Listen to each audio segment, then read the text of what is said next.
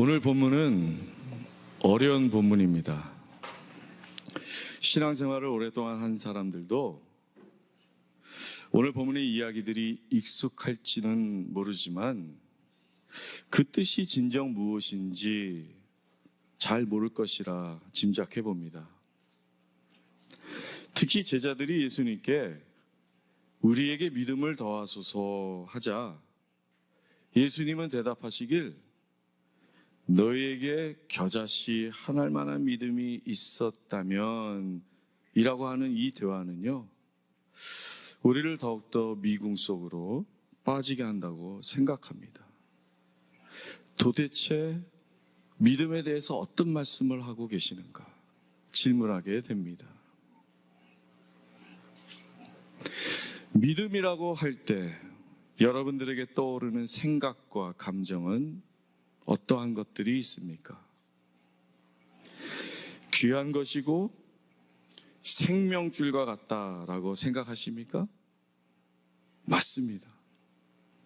믿음은 너무너무나 귀한 거예요. 믿음이 있을 때 우리의 삶이 얼마나 풍성해지는지 경험하기 때문입니다. 다음 주일이 추수감사 주일인데요, 하나님의 은혜를 깨닫고 감사하는 삶, 믿음이 있을 때 가능한 것입니다.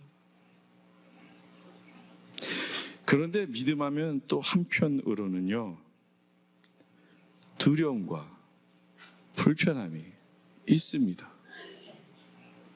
왠지 이루지 못할 것 같아서 그 길로 나서는 것을 주저하게 되는 것을 또한 보게 됩니다.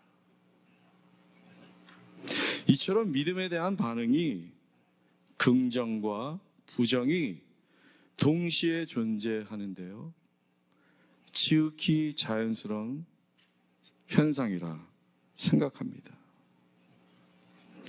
그런데 믿음에 있어서 우리에게 착각과 오해가 있다라는 것이죠.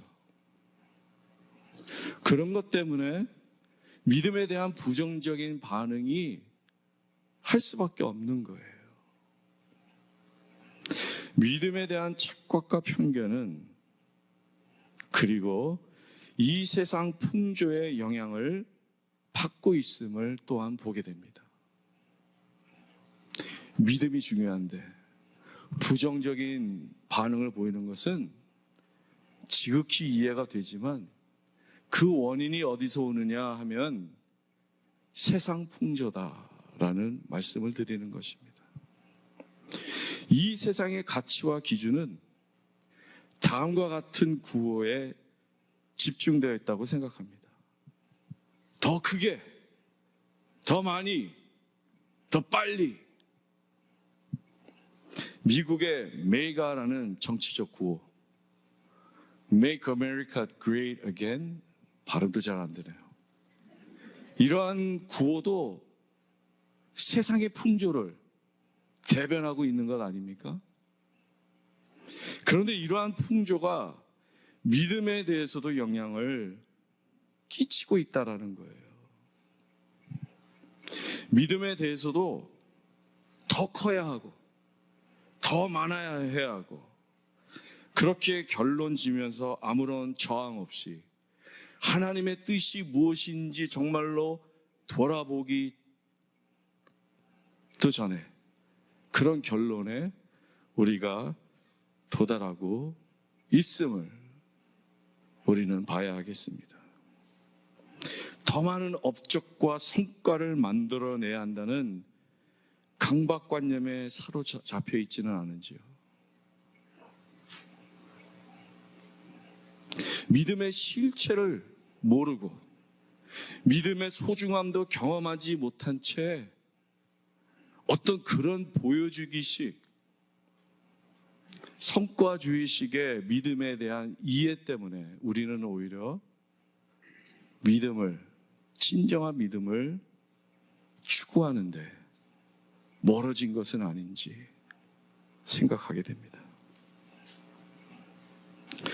요즘에 세계 정세를 보면 우리 송 장로님도 기도해 주셨지만은 어느 때보다도 폭력적이 되고 비인간화가 되고 있습니다.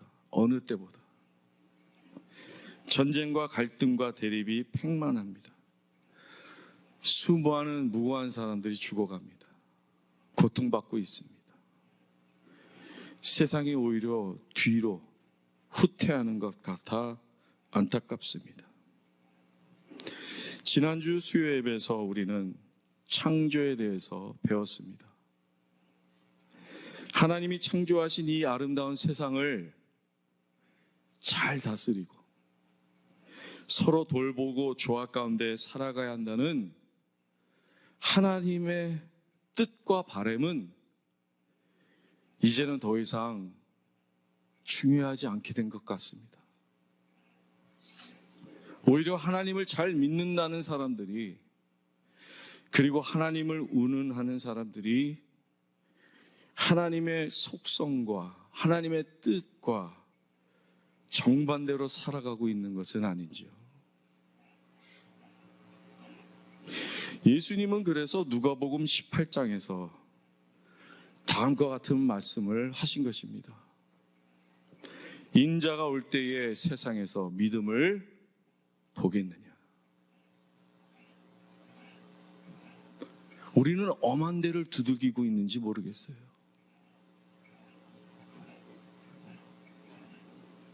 진정한 믿음을 추구하기보다 다른 곳을 기웃거리고 있는지 모르겠습니다.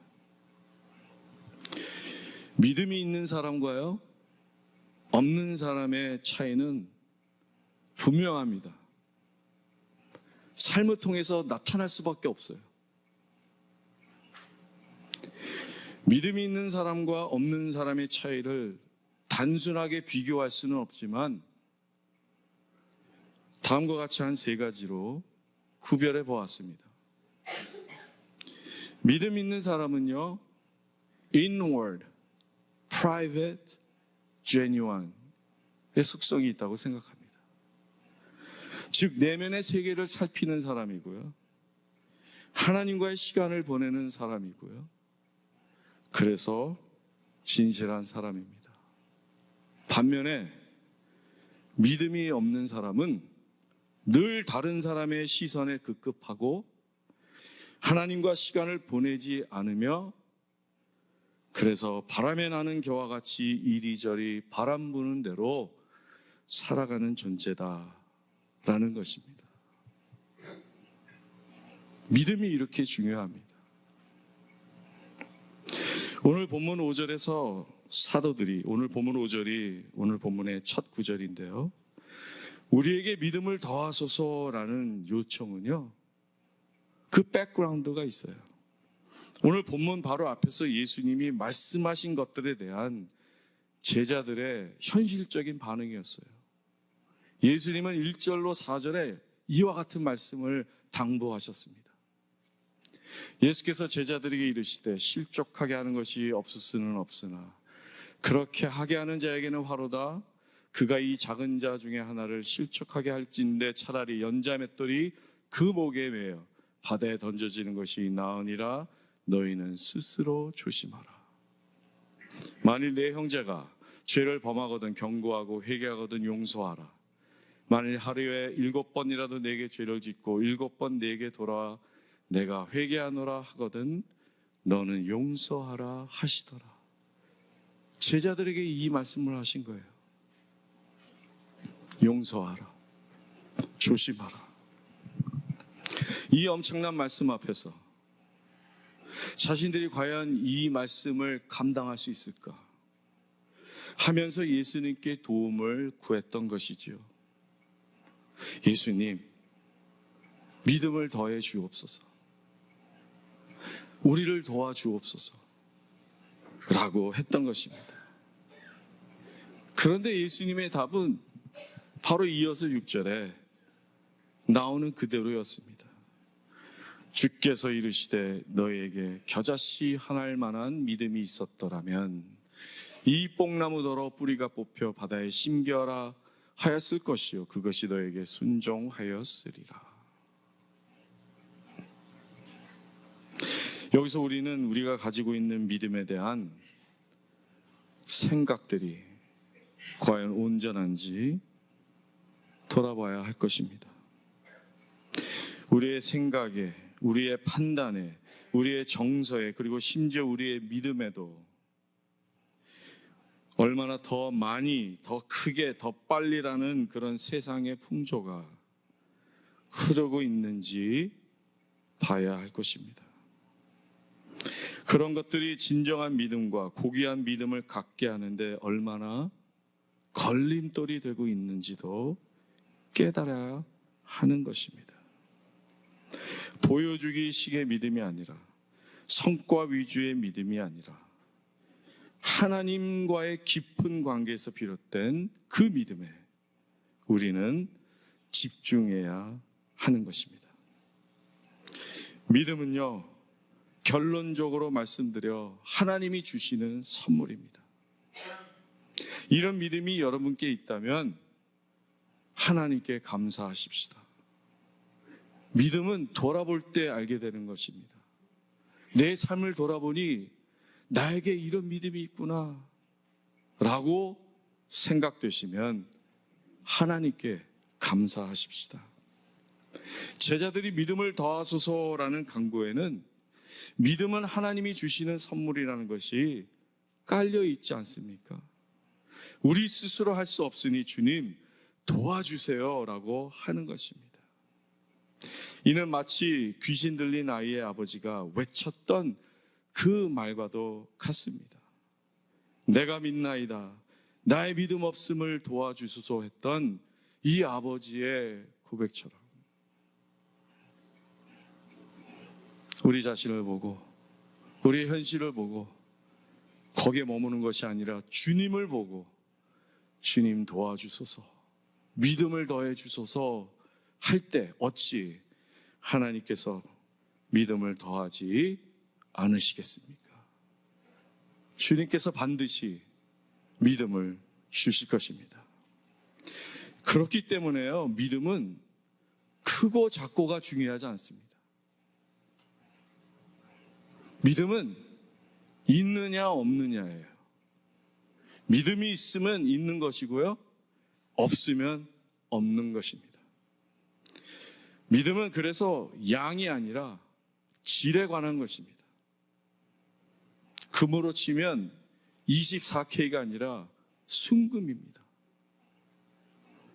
그 믿음이 위대하고 크신 하나님과 연결이 되어 있느냐, 그것이 더 중요한 거예요. 내가 무슨 믿음을, 위대한 믿음을 갖는 게 중요한 것이 아니에요. 내가 위대하고 크신 하나님을 믿고 있느냐. 우리에게 필요한 것은요, 우리에게 위대한 믿음이 있어야 되는 것이 아니라 위대하시고 강하시고 크신 하나님을 믿는 그 어떤 믿음이라도 있다면 충분하다라는 것입니다. 믿음은 하나님과의 통로가 되고 연결이 되는 문이 된다고 생각합니다. 믿음의 이 신비로움, 인간의 제한된 세계에서 영원하신 하나님의 세계를 엿보게 하고 꿈꾸게 해주십니다. 물리적으로 제한된 이 세상에서 영원한 그리고 영적인 세계를 바라보게 해주는 믿음입니다. 얼마나 귀하고 귀한 겁니까? 예수님은 요한복음에서 믿음과 보는 것의 관계를 다음과 같이 말씀하기도 하셨습니다. 내가 믿으면 하나님의 영광을 보리라. 믿음이 크고 작고가 아니에요. 그 믿음이 어떤 크기이든 있으면 되는 거예요. 위대하신 하나님의 그분을 의지하는 믿음. 이런 의미에서 믿음은 유리창과 또 같다고 생각합니다. 그것을 통해서 위대하고 크신 하나님을 보는 것입니다. 그 유리창이 크든 작든 말입니다. 우리의 믿음이 겨자씨 하나만 해도 충분합니다. 아멘. 그 안에 생명이 있고 그 안에 사랑이 있고 그 안에 진실함이 있다면 복된 삶을 살아가실 수 있습니다. 세상적으로는 미약해 보일지 모르나, 세상적으로 믿음 있는 사람을 볼 때 너무너무 미약해 보일지 모르나, 믿음 있는 사람은 흔들리지 않습니다. 주님 보시기에 너무나 귀하고 귀한 사람들입니다. 설교학으로 저명한 신학자인 프레드 크래덕이라는 사람이 있는데요, 오늘 본문에서 예수님이 대답해 주신 믿음을 더해 주소서라는 제자들의 간구에 답해 주신 그 대답 속에서 다음과 같이 말합니다. 성경에서는 두 가지의 만약, 즉 if가 있다라고 합니다. 그래서 오늘 본문에서 예수님이 슬라이드 보여주시죠. 만약 너에게 믿음이 있다면이라고 한 것은요, 가정법이 아니에요. 그래서 왜 너희들에게 믿음이 없느냐 책망하는 것이 아니라 affirmation입니다. 너희들에게 있다. 그것을 붙잡으라 라고 이 신학자는 말하고 있습니다. 그래서 마치 다음과 같이 예수님이 제자들에게 말씀하고 있는 것이라 생각합니다. 왜 믿음이 없다고 하느냐? 왜 믿음이 작다고 하느냐? 아무리 작아도 내게 겨자씨 하나일 만한 믿음이 있지 않느냐? 그 믿음을 가지고 해봐라. 믿음의 분량대로 해봐라. 적으면 적은 대로, 크면 큰 대로 해봐라. 옮기는 것은, 그 어떤 것이라도 옮기는 것은 내가 하겠노라. 산이라도 뽕나무라도 옮기는 것은 내가 해주겠다 라고 말씀하신다고 생각합니다.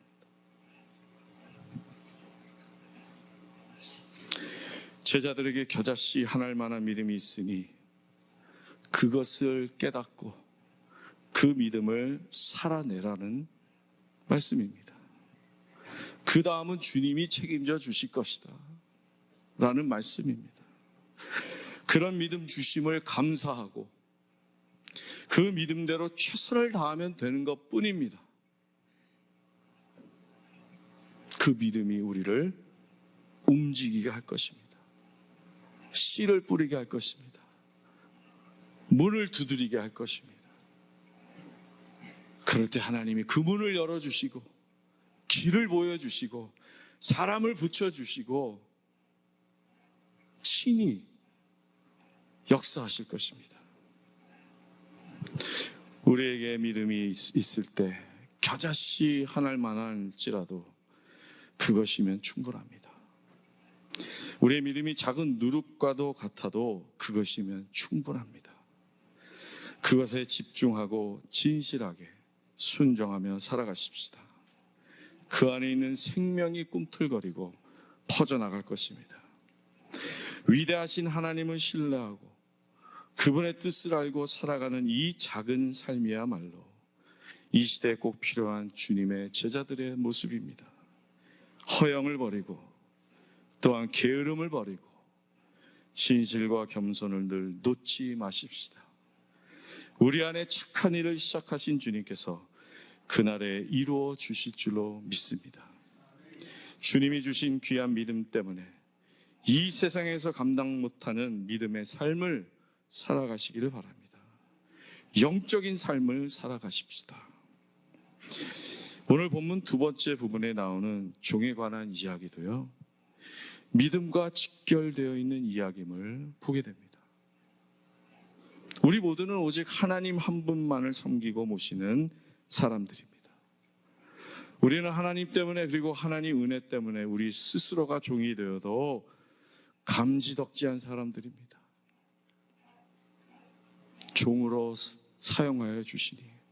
감지덕지합니다. 여기서도 마찬가지죠. 겉으로 보이는 믿음의 크기가 중요하지 않고 오직 그 내용과 질이 중요한 것처럼 우리가 하는 섬김의 일들이, 태스크가 중요한 것이 아니라 우리가 어떠한 정체성을 가지고 살아가느냐가 더욱 중요한 것입니다. 남들 앞에서나 나 홀로 있을 때에도 늘 하나님을 의식하고 종된 섬김과 수고를 아끼지 않게 되는 것입니다. 하나님을 만난 사람들은, 하나님을 의지하는 사람들에게 일어나는 아름다운 역사입니다. 그래서 늘 무익한 종일 뿐입니다라고 고백하는 것입니다. 대가를 원치 않고 남들이 알아주는 것도 바라지 않습니다. 오직 하나님만을 바라보며 하나님을 섬길 수 있다는 것 자체를 감사하며 살아가는 것입니다. 우리 모두는 예수님의 제자입니다.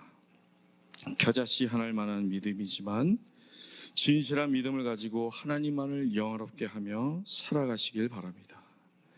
정금보다 귀한 믿음을 가지고 살아가시길 바랍니다. 하나님께서 모든 것을 합력하여 선을 이루어 주실 줄로 믿습니다. 모든 것들을 하나님께서 반드시 책임지고 친히 이루어 주실 줄로 믿습니다. 찬양하시겠습니다.